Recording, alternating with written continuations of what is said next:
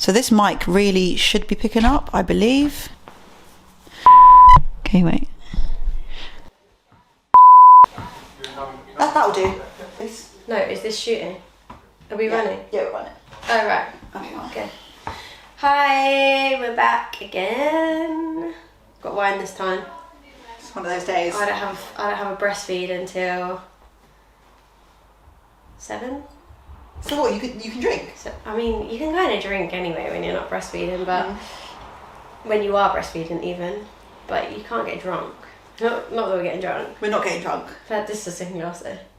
They're small glasses though. This doesn't class as a glass. I don't know how to do it in this glass. I mean, when you poured that, I was like, what is that? Yeah, but the glass is a weird shape, so I don't know how much is a lot of wine.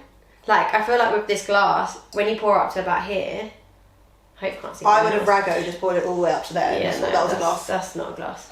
Okay, so guys, welcome back to episode 3. Yeah, thanks for listening in again. Today, what we really want to talk about today, actually, because I think this is just so key with so many mums, is sort of like reinventing yourself once you become a mother. You know, like, because you lose yourself. 100%. When you become a mum, because your life becomes all about your baby. Let's break down what we determine as losing ourselves. Like for me, losing myself was literally everything that I did before I had Ray changed. So my career changed for me. I stopped working. Socializing just came to a complete halt. Even the people I started hanging out with were generally mums. So it was like a mum crowd.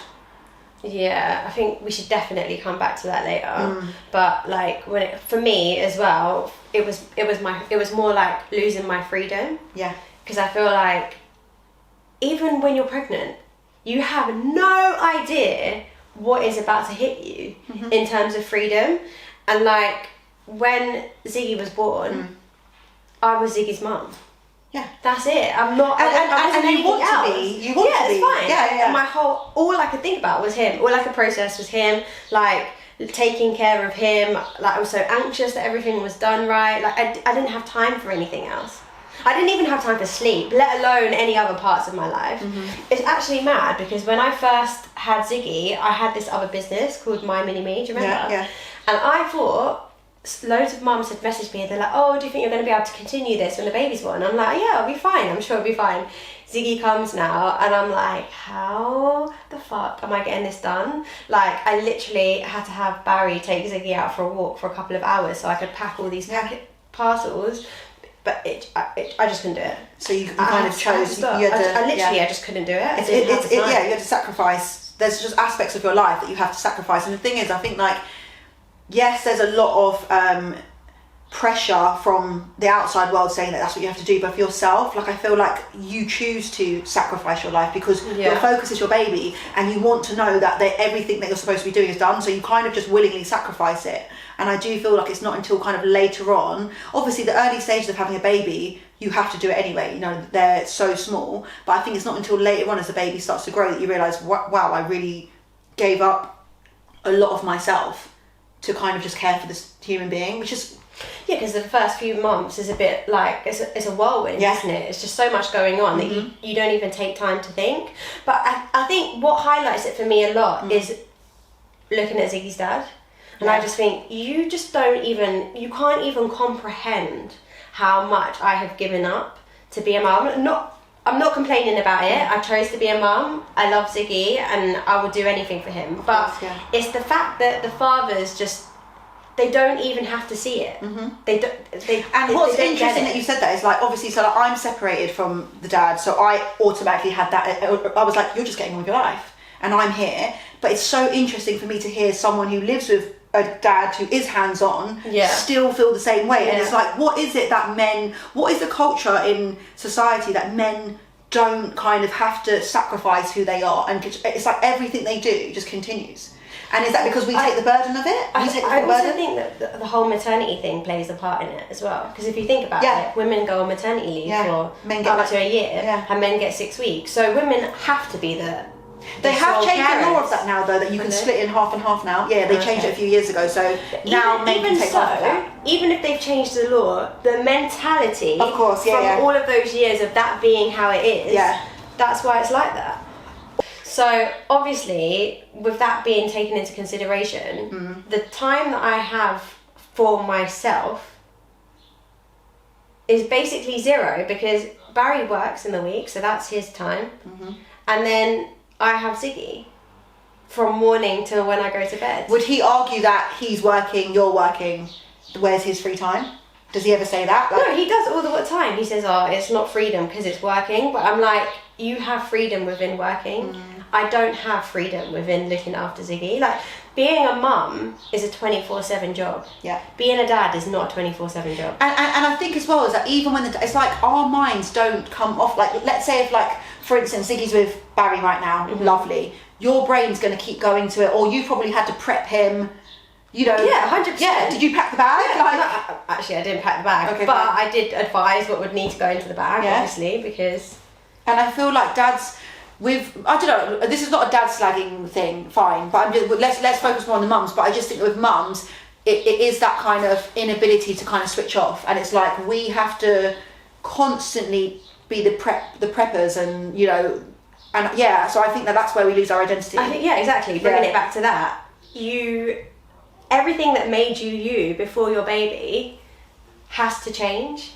Because do you think there's a balance? Do you feel that do you think we're just doing it wrong? Do you think there's a mum out there who's going to be watch us and be like, well, actually, I still do everything I was doing before? Rare. I mean, maybe. I'm not going to say there's not. There might be, but I feel like it's less likely that there'll be mums like that, and it's more likely that you do lose yourself, because there's so many ways that you can lose yourself. I was just about to say, what's the main ways? It's not just about. It's not just about freedom and that kind of stuff. It's also about, what do you want? What do you prioritize? What is now important to you? Because even being pregnant kind of preps you for a different life. If I think about what I was like 2 years ago, I was a party girl. I like to go out. I like to drink. I like to have fun. Whereas I get pregnant, no drinking. Oh yeah. In lockdown, no going out. Like, none of that kind of stuff. But now you have obviously Ziggy's 9 months now. But now I'm saying I don't drink. These times I've got a glass of wine. But this is, we're sitting on the sofa like, we're excited about this. A rarity. Yeah. This doesn't happen very often. But this isn't even in the kind of atmosphere you want to be having a drink. We're sitting on the sofa having a wine and we're feeling like we're celebrating. This is a big deal for us. We're like, yes. But I mean, like, so things that I think that you lose with identity, I think it's friends. 100%. Like, no mum, you lose your friends. So, do you know what? I don't even think necessarily that you lose your friends. Yeah. Your friendships change. Yeah. Because you have different friends for different things. So, like, if you have friends that you're used to going out with all the time, and then you have a baby and they don't have babies, they're still going out. You're not going out with them anymore. You're not getting the invites anymore. Yeah. So, and no one's inviting you because they're like, well, you've got babies, so I'm not going to invite you. And do we really want to go? No, we're exhausted. We don't want to go. We can't just blame them. It's us. We're like, thank God. Like, well, for me anyway, I'm like, well, if you invite me, I'm not going to go. Like, I want to sleep. Yeah. If I get a moment, I'm going to sleep. And not even just exhaustion. Sometimes you just don't want to leave the baby. You're just like, I'd rather be with my baby. And that's kind of like, am I really becoming this kind of a mom? I think, like, you kind of become a bit more selfless, don't you? Yeah. When you're not a mum, you're all about yourself. That's all that matters. Like, is my nails done? Is my hair done? Have I got a nice wardrobe? Can I go here and do this, that, and the other? Yeah. Whereas when you have a baby, you don't really. I don't know. It's not about that. It's like, is my baby okay? Is he fed? Has he slept? Has he got clothes that fit him? Has he had his nappy changed, or she, in your case? You know what I mean? Yeah. One thing that I think with having a baby, when you're a first time mum, when you first have a baby, is the fact that it's so much change in such a short period of time. So for me, obviously Ziggy's a lot younger than Ray, whereas I find now he's 9 months, I'm starting to care about myself a little bit more. Like, I'm like, I want that time for myself. Like, I've got dressed nicely today, I put makeup on, I do my hair now. I'm like, I actually care again what I look like, whereas before I just didn't care. Yeah. Like, it it just didn't matter to me what I looked like. Partly because I still wasn't Do you think really that's because you happy have with more my body time? as well. Okay, so it's like a body image thing. But when I say I wasn't happy with my body, I wasn't happy with my body, but it didn't bother me. Do you know what I mean? It's not. I wasn't unhappy to the point where I felt insecure and didn't want to go out or didn't want people to see me or anything like that. I didn't like my body, but it wasn't important. You had almost accepted that what your purpose was for the child at that point there. Exactly. But so what do you think becomes the kind of where you go, okay, actually, is it because you start to shed weight and you start to feel better about yourself? Is it because you get more sleep because he's sleeping longer? Do you think it's a combination of everything? Like, what is it that made you go, actually, I am going to get up and do my hair and start, dressing how I dressed before? And I don't know, for me, I feel like it's just rebuilding myself again. I feel like I've had a rebirth, almost, like having a baby. I'm a new person and now I'm sort of reshaping my life again. And I'm quite happy that I feel like it is only 9 months, and I feel like I am able to do that. Like, I was about to say, things that I can focus on, and I feel like I am ready to do that. As much as there's, obviously I'm Ziggy's mum primarily, like I know that and I accept that, but I do feel like I can start, kind of building me again. And almost like selfish, you can be a bit more selfish now, and you can say it like, actually, I'd like an hour to myself, or not, or exactly. You feel like you can do it. How long do you think it took you? Like, let me really think about that, so I'll give an honest answer. Definitely up until a year, I was still slanging it around. I mean, I'm right now. Look at me. I'm still doing it, but I was just in comfy clothes. To a year, probably when she hit 2 years, because I'm single. If I'm honest, when I decided I wanted to start dating again or socialising again, just because I was just by myself all the time, even just going out more, I was like, right, I really need to fix up. And then I guess, when she hit 2, it was a bit, she was older, so I was more comfortable leaving her with my mum for like longer periods of time, or overnight, let's say. So I think that as soon as she got to an age where that she was more independent and she was more familiar with other people, not just me, I think that, she kind of let go, and I was like, okay, like, now it's time to like focus on myself. Everyone's so different. Like, there's people that I know that have had babies and I feel like it's like their life hasn't changed. Yeah. And to me, I just think, how have you just eased into motherhood like that? Like, it's like they've just fit their child around their life, whereas I wasn't able to do that. Mate, I think that will be possibly largely on their support system. I think the support system in these type of things, and having people you can say to, like, I don't feel like myself, or I feel like I've lost myself, and if there's people around you, if you've got like a kind of good support system, whether it's peers or family, I think that if they kind of rally around you and give you more time for yourself, I think it's easier. Like, I am a single mum, but I've got a great support system, but I've got friends who are single mums and don't have a great support system, and they really don't get their lives back. Their kids are like 6, 7 and they still don't have it back. So I just think it's a combination of everything, like. But also, you say get their lives back. What is getting your life back though? Because this is a new life. Okay. Maybe you just embracing a new life, and this is for me. What I meant by that was, because I don't think that, like, maybe we'll see this differently. When I say get my life back, I think this is a big part of motherhood for me. I think as soon as you become a mum, you almost say to yourself, you forget that your life is worth living too. Not worth living, but you forget that your life, your baby's life and yours aren't intertwined. They are intertwined, but they're not the same life. You're going to one day get old, go to heaven, whatever it is, and your child's going to continue with their life. And I think that we as mums just focus our whole life on them, which is why a lot of mums, when their kids turn 18, freak out. Like, what am I going to do with myself? I don't want Ray to turn 18. I could easily stay single till she's 18. She's already 5 this year. And then she's going to leave, and I'm going to be like, I invested I'm reliant on you for my family, that you're my only family. I think it's important that right now, in my head, I build the steps to say, I'm going to have my own life and you're going to have your own life. And focus on my life and building that, and whether that's get qualifications, get experience, move, whatever it is. I just think it's important to, like, when I say get my life back, like, know that my life is also important. It is literally having a baby and just remaking yourself. Almost as, remaking yourself. Because do you know what else I have to think about as well?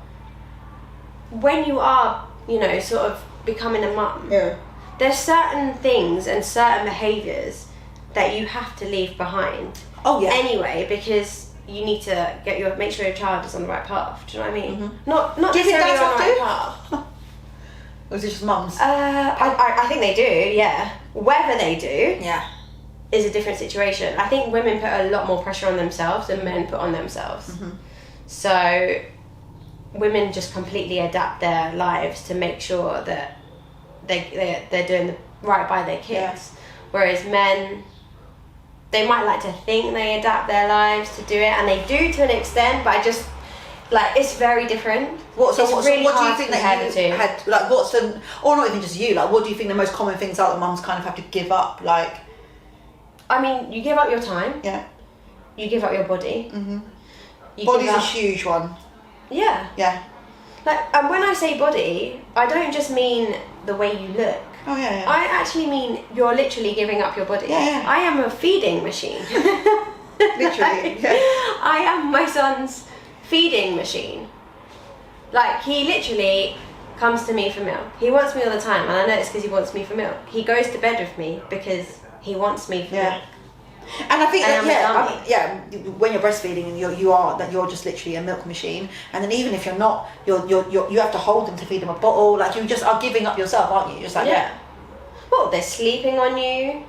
You're carrying them around. It's the because they carrying can't for me. walk. Yeah. Do you know what I mean? You're in every way possible. You are there to cater for your child. I don't know how else to explain it. I don't really see people talk about this a lot either, and I think it's actually kind of mad because, again, like, before actually going through this experience myself, like, you're just completely unaware of how. Why do you think though? Like, why do you think that it's like just not? Do you think it would put women off? Is that why it's not kind of like? Because even though you might speak about it in your little social crowds and stuff, it's not advertised enough. It's not spoken about. Like, whenever you see a pregnancy advert, it's just a mum with a baby cooing and like. I think we live in a different time now. If you think about the generation before us, like our parents, yeah, women worked and stuff, but they didn't work as much. It was a much more like community type sort of situation where women didn't really work and they had each other as support systems, and they were kind of expected to be the homemakers and stay at home. Not as much as like our grandparents, but there was still that element of it. Whereas now, we're so fast paced, we are so independent. But we're expected to be. Yeah. Like, we're expected to do everything. That's what I'm trying to say. We're That's the literally thing. super Like, women. it's almost like I've seen a lot of times a woman be like, "Oh yeah, my mum," and like guys this day and age, or just anyone, and they're like, "Okay, but you can do other things too." And it's like, well, it's also a full-time job. Like, it really is, and it's a mentally full-time job. It's not like it's actually physically a full-time job, but also mentally, I don't stop thinking about being a mum. I'm not gonna lie, before I had children, I was guilty of that. If someone was to say to me, "You're a mum," well, I'd just be like, okay. And I feel terrible for being like that, because now I'm a mum, I'm just like, okay, yes, you're a mum. Like, that's all you need to be. You don't need to be anything more than that. That is hard. Yeah. Whereas before, I would just be like, is that it? Kind of thing. Like, don't you want to have a career as well? Don't you, do you know what I mean? And it's like, yes, I want to, but I'm just trying to work out how to make that fall in place. Like, I worked my whole life before I had Ray. I had a 9 to 5.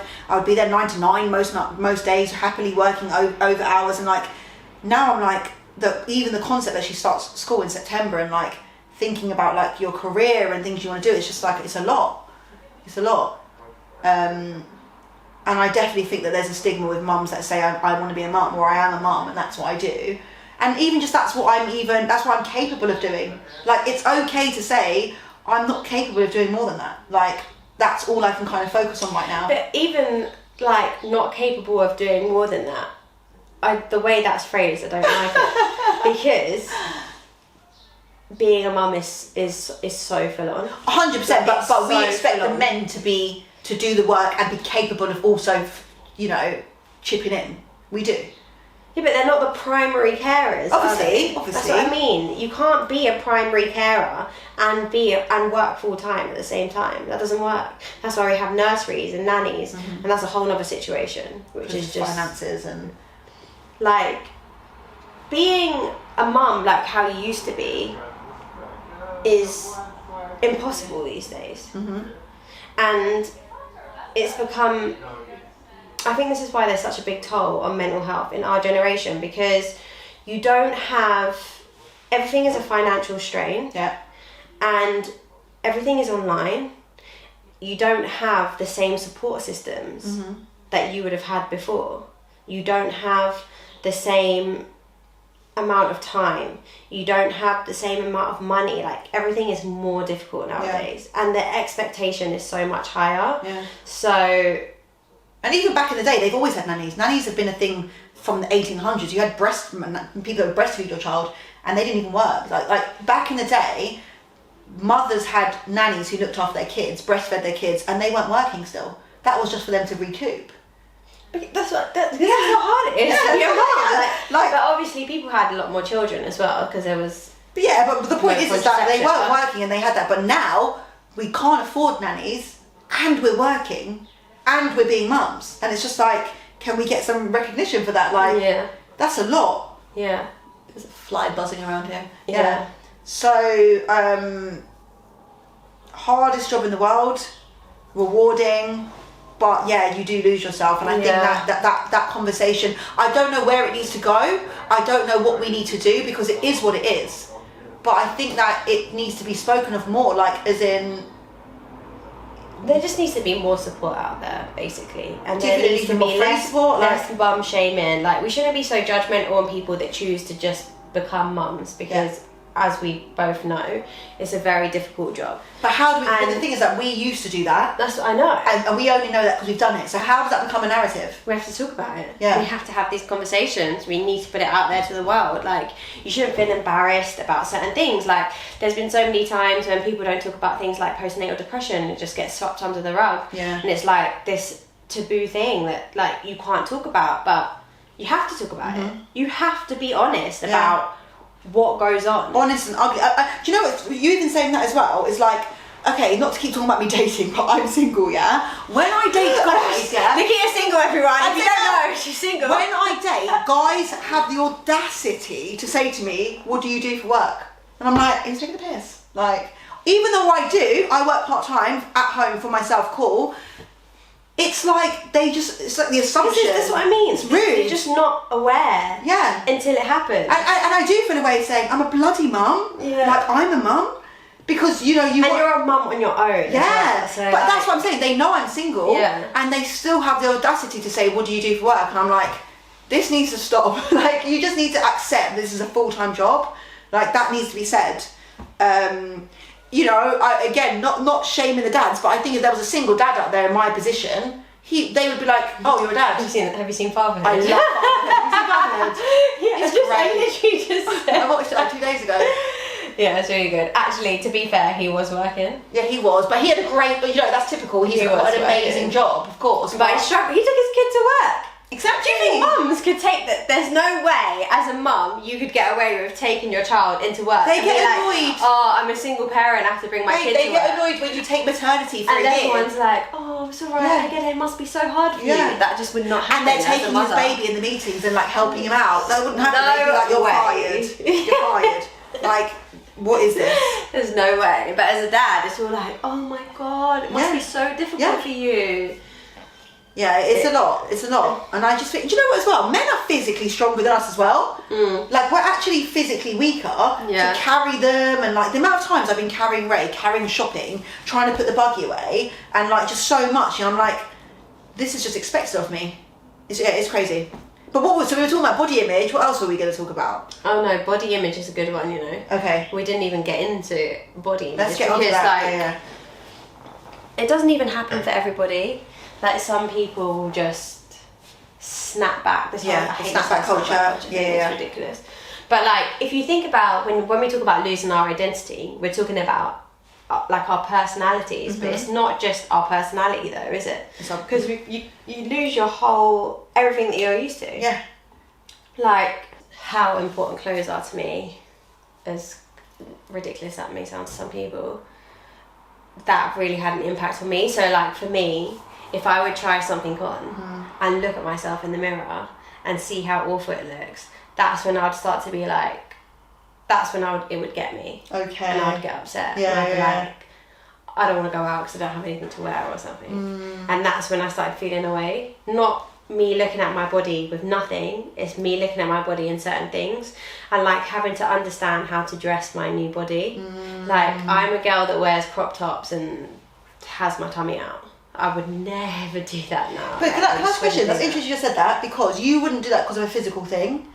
I don't have that, but I want to wear crop tops. And the other day, someone said to me, don't you think that it's time to give up the crop tops?